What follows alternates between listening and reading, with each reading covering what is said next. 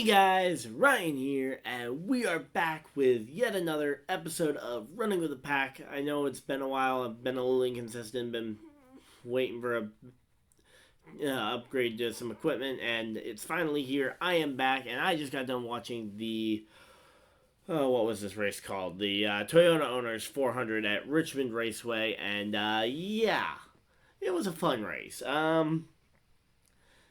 I honestly, it was one of my favorite in terms of like the pit strategy, that variation that you saw throughout the race.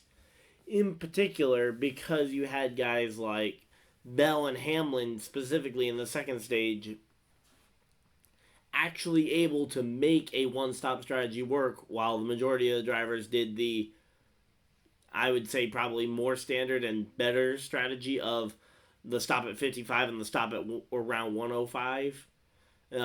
You saw most of the field do that. I think literally the only two that didn't were Hamlin and Truex. So that kind of strategy development, in particular from kind of that second stage, it was just kind of the first thing I remember being that I remembered being the most excited about, was kind of the strategy element, because it's one of those things you don't see enough of in NASCAR. You don't see enough of.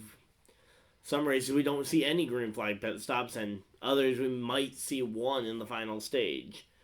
But with the way that Richmond Raceway surface is aged, plus the lack of track, like the amount that the track can lose, track time drops off in a very short amount of time, really does just play to being a fantastic strategy game. I mean, both towards the end of this race and in that second stage, you had a 2 versus a 1 stop strategy develop.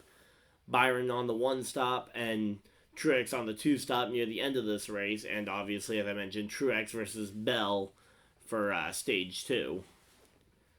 Ryan Blaney absolutely ran off and hid from the pole position for the longest time.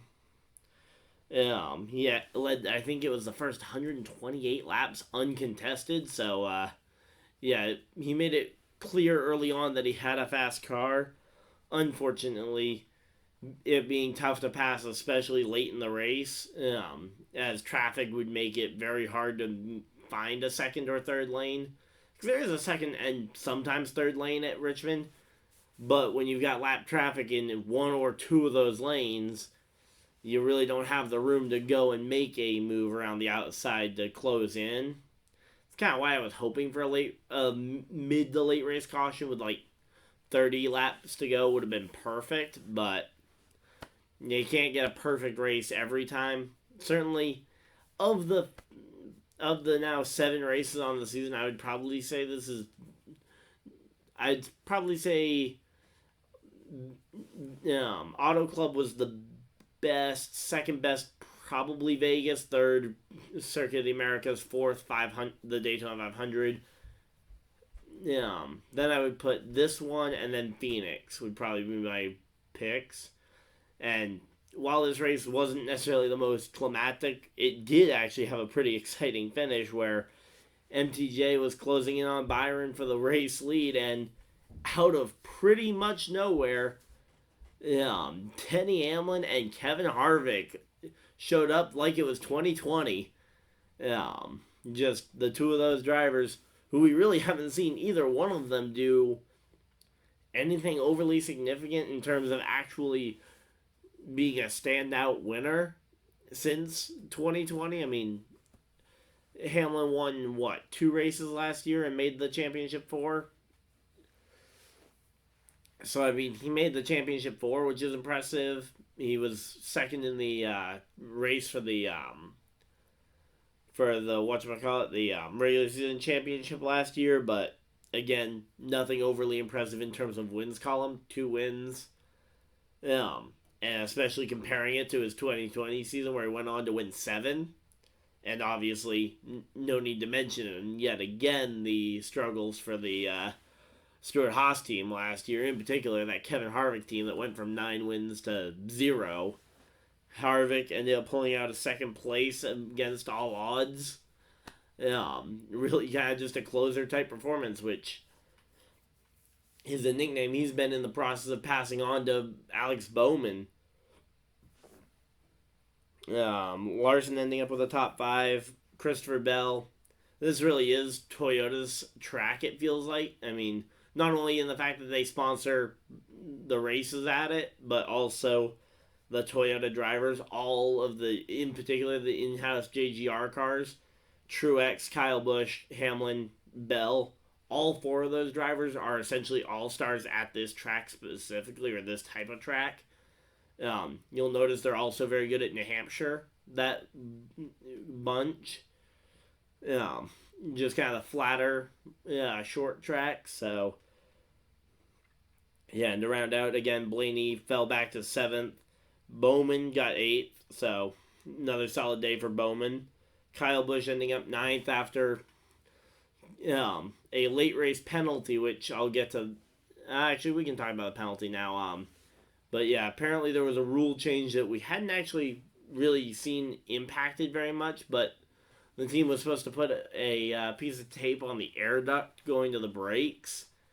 But they accidentally put it on the grill at some point, and 200 laps later, NASCAR noticed it and threw out the penalty on them. I feel like if NASCAR didn't even notice that they had done it for 200 laps, I feel like it's something that you can just tell them, hey, address this on your next pit stop. But even after that additional pit stop, Kyle Busch still able to come out with a top 10 out of it. And hey, shout out to Austin Dillon for a top 10 finish. But yeah, so those were some of the standout things. Briscoe, Reddick, looking impressive. Shout out to Briscoe. I know I didn't cover it when he won his first race at Phoenix a couple weeks ago. But he's been on a roll to start this season. Reddick is just waiting for his first win to fall into his lap because he's been winning, or he's been doing a lot of running up front at the end of these races. Not so much today, but the last few weeks, I mean, he was battling for the win at Circuit of the Americas. He was battling for the win at Phoenix. He was battling for the win at, I think he was one of the ones battling for it at Auto Club too.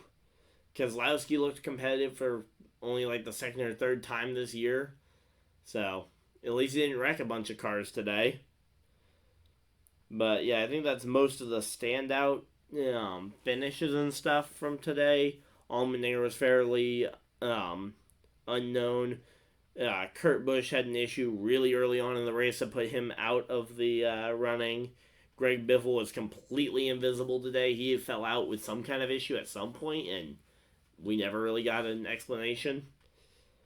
At least, or if there was one, I missed it, but yeah, so I think that's most of the wrap up. So next week we go on to the Martinsville Speedway, the 400 miles in Martinsville. Boy, that would be a long race.